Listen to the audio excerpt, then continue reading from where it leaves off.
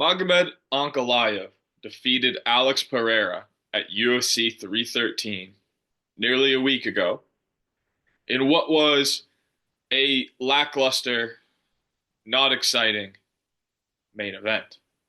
Both fighters have quite a bit of responsibility for that. I think Pereira really could have been more aggressive. I think the mental pressure of Ankalaev and the threat of the takedown was a lot for Pereira to think about, and I think the aggression of Ankalaev uh, and forcing Pereira on the back foot really caught Pereira off guard. I don't think he was prepared for that. Ankalaev, he tried to mix in those takedowns. Round four was really just a clinch control round, which no one wants to see clinch control for 5 minutes. And in a very close fight, two judges scored it 3 rounds to 2.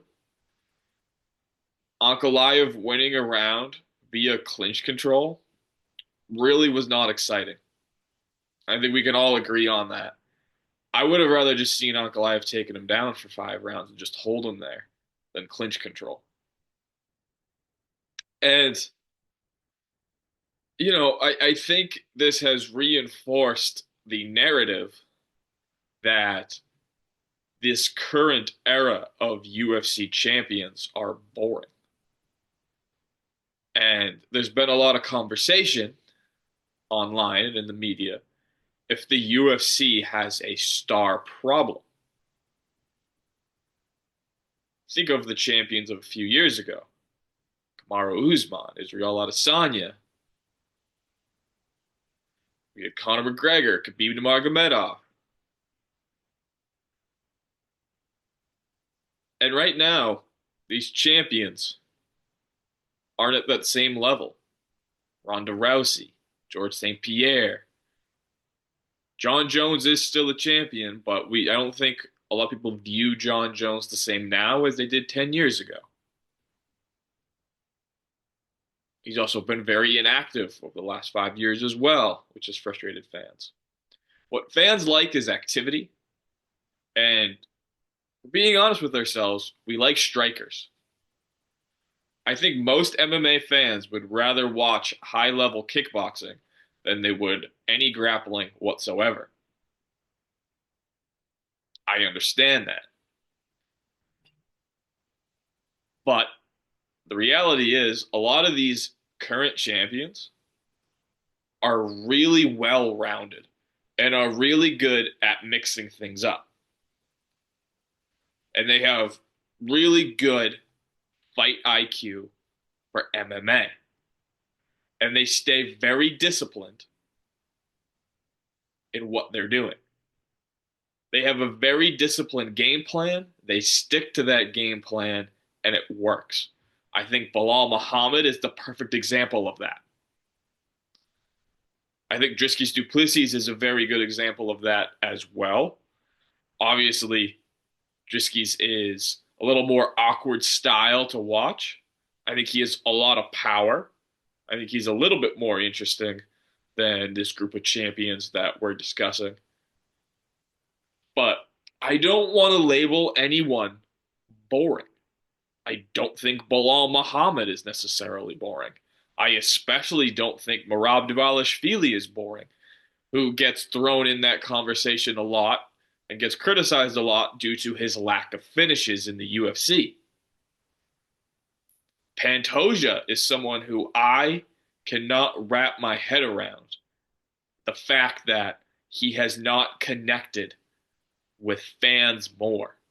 He has not resonated with fans more. I think Pantoja is the most exciting UFC champion right now. And the only people who I think share that sentiment with me are my friends over at Starched MMA. You can follow them at Starched MMA on Twitter. You can also listen to their Starched MMA podcast on Spotify. It's a great podcast. I recommend listening to it. But other than that, I think they're the only people I know who think highly of Pantoja as I do.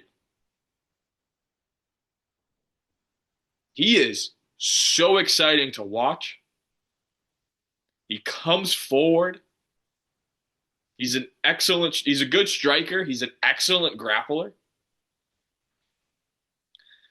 And I think that kind of shares my point that people would rather see high level kickboxing than they would any form of grappling. But Pantoja is a really good striker as well, and he takes a lot of shots.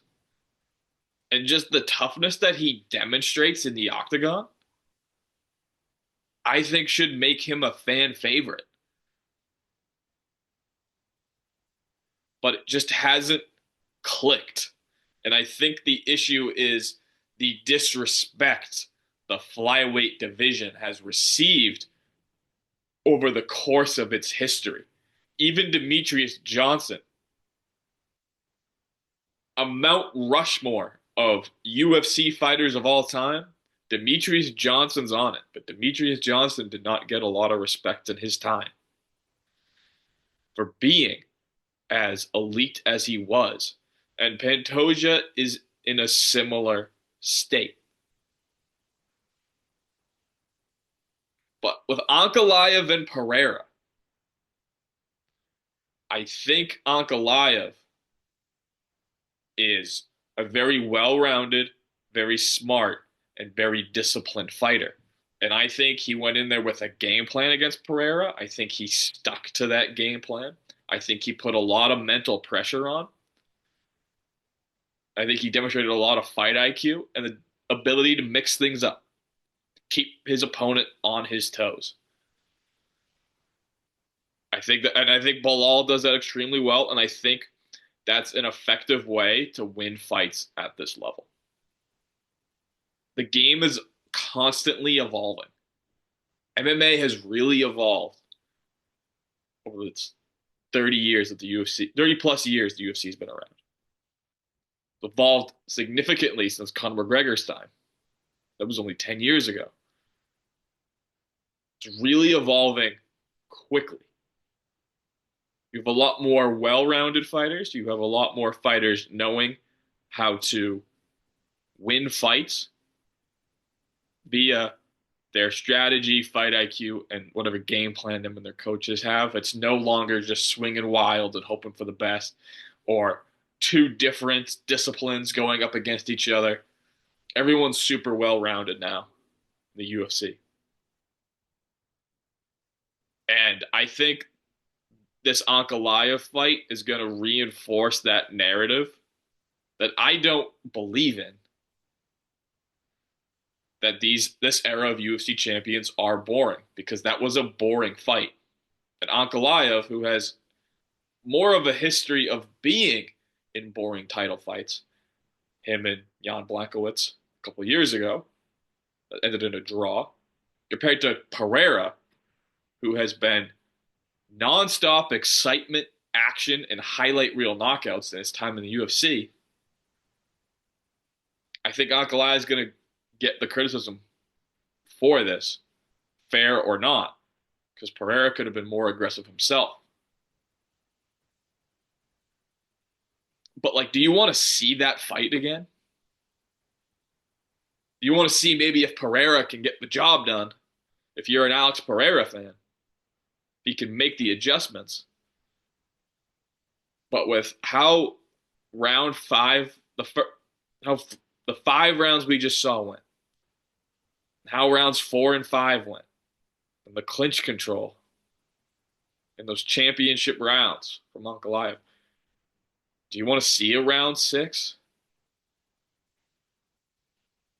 I don't think I need to see it. And I think Ankalaev is going to be a champion for some time now. I love Yuri Prochazka. I think Yuri Prochazka can cause a lot of difficulties for Ankalaev. I don't know if he can beat Ankalaev. I think the ability to mix things up really well, the fight IQ, the really high level striking, the ability to grapple, just mixing things up.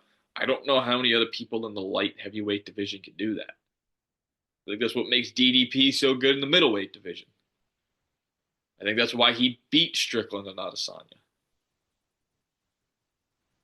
I think that's why Bilal beat Leon Edwards, one of the smoothest strikers we've seen in MMA. That's why Merab beat Sean O'Malley. Probably the most dynamic striker we've seen in recent times. Pantoja does it as well as anybody in a division that doesn't get as much respect as it should. And that's just where we're at in the state of MMA right now. Movsar Evloev in featherweight, I think, can do the same thing. Right now in the UFC, Alex Pereira is still a star despite the loss. The lightweight division has a bunch of stars still. Charles Oliveira, Dustin Poirier, Justin Gaethje, Michael Chandler, Paddy Pimblett has kind of entered that conversation now. But these guys are all aging, despite Paddy Pimblett. Islam Makhachev is a really dominant champion. As far as champions go, he's a pretty decent star, but not necessarily in America.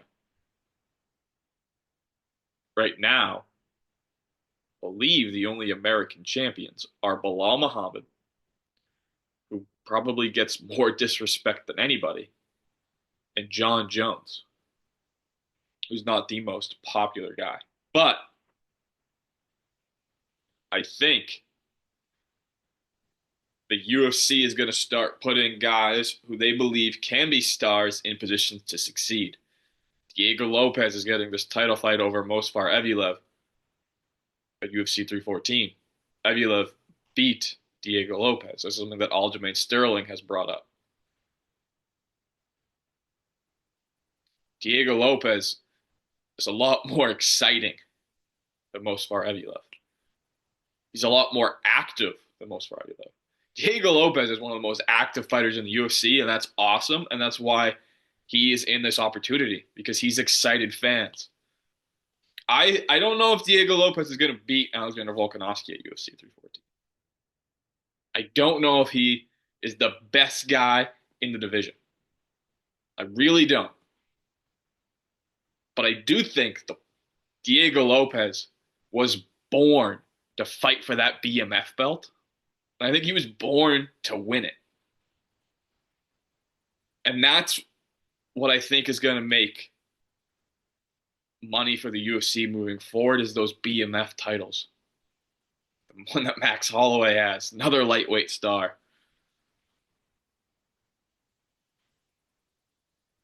People want to see action-packed fighters. They don't want to see the high-level IQ guys who know how to win, who have a system, who mix things up really well, who are good grapplers. That's why the lightweight division has been the division for the UFC for so long, because it's full of absolute warriors. Gaethje, Poirier, Oliveira, Chandler, McGregor in his prime, Eddie Alvarez in his prime. The best of the best have always been in lightweight. The toughest guys have always been at lightweight. The guys who bring us the most entertainment, the most wars, the best battles have always been at lightweight. Featherweight's not been too far behind. Holloway, Volkanovski, Aldo, McGregor. Poirier. Poirier has the ability to be the star that the UFC needs at a time like this. But the UFC has a lot of great fighters right now. They do. And I don't want to say that anyone's boring or that anyone's not a star or incapable of being a star. But I do think that narrative is being reinforced because of Ankalaev and Pereira, and I think that's a shame. I didn't like that fight. I thought that was a boring fight. It hasn't changed my opinions on other champions or the state of the UFC. And I don't blame Ankalaev for that fight, and I don't necessarily blame Pereira for that fight. I just think it was an awkward fight. I just kind of the way some guys don't match up too great against each other. Can Pereira do better next time? I hope so. I hope Ankalaev can as well. Because I want to see a better quality fight than what I just saw after the main event for UFC 313. It's one of my least favorite main events we've seen in a while for a pay-per-view card. And it was disappointing. And even though I will admit that I'm more of an Alex Pereira fan than an Ankalaev fan, I would have rather just seen a more entertaining fight and the result be different.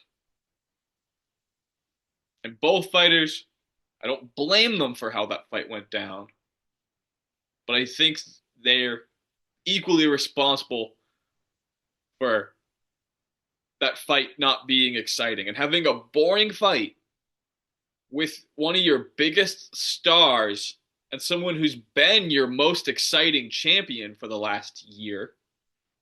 It was his 3 title defenses in such a short period of time. I think that is just going to really drive that narrative home because more eyes were on that pay-per-view than, say, more recent pay-per-views to start out this year, I'm assuming. So what can be done? The UFC does what they can. Ankalaev had a very difficult road to the title. Belal Muhammad had a very difficult road to the title. Rob Dvalishvili had an extremely difficult road to the title. Movsar Evloev is having an extremely difficult road to the title. Pantoja went through everyone to get there. Pantoja's lapping the division. Merab had a really exciting fight with Umar Nurmagomedov. That's kind of changed, I think, the way people have viewed him with the pace he can fight at. I think Merab and Pantoja are breaking through that narrative that I don't think Belal has been able to, and that Ankalaev has yet to get the opportunity to. If they're more active and they have more exciting fights, it changes. Look how Merab has changed from fighting Sean O'Malley to fighting Nurmagomedov. Pantoja's respect goes up and up with each fight he has. But the stigma of being a flyweight has been difficult for him to overcome.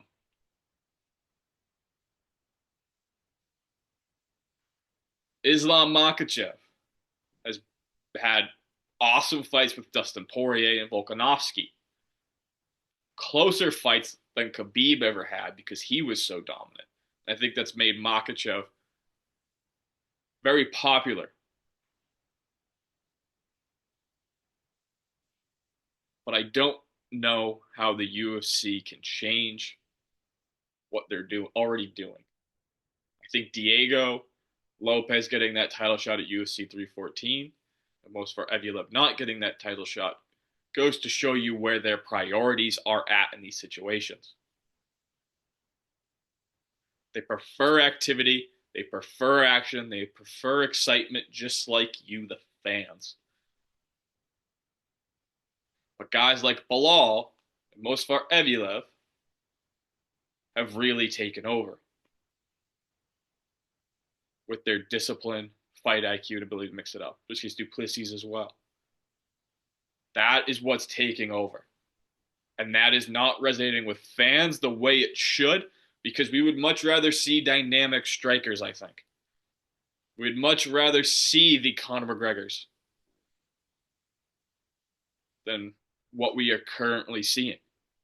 People would much rather watch Conor McGregor fight than Belal Muhammad, who is, I think, one of the highest fight IQ guys, one of the most well-rounded mixed martial artists in the sport. Would much rather see Conor McGregor, who's not as well rounded because of his dynamic fightability. I think people would much rather watch Michael Chandler fight than a lot of these champions right now. And it's because of dynamic striking and risk taking and back and forth wars. The lightweight division's the standard for what MMA fans want to see. And I think the game's constantly evolving. So I think 5 years from now is going to be totally different than it is right now. I think we're going to see a whole different style of champions 5 years from now because we have a totally different style of champions as we got 5 years ago. And from 5 years ago, it's different from the previous 5 years. I don't know what the next level of champions are going to look like. I think there is hope for some of these guys. Ilia Topuria is extremely exciting to watch. His brother is extremely exciting to watch. I think Pantoja's not going anywhere. I think he's really exciting. Merab, the pace that he fights, is pretty exciting. Sean O'Malley is always going to be in the conversation for a title fight because of how dynamic he fights. Mauricio Rufy, Carlos Prates, Gene Silva, the Fighting Nerds, Caio Bahaio. These guys are really exciting. There's still exciting fighters on the horizon. They haven't gone anywhere. And they're coming up, and I think this next wave, this new generation that Ilia Topuria talks about, is arriving in the next year or two, fully. And I think it's going to change the landscape of MMA. But let me know what you guys think in the comments below. Does the UFC have a star problem? Who do you think the biggest star in the UFC is right now? Champion, non-champion? Do you think this is going to be a long-term issue? Who are you most excited to see in this next generation take their next steps? Let me know in the comments below. Please like and subscribe to the Interim Title Show. You can follow them on Instagram at Interim Title Show. And thank you, as always, for watching.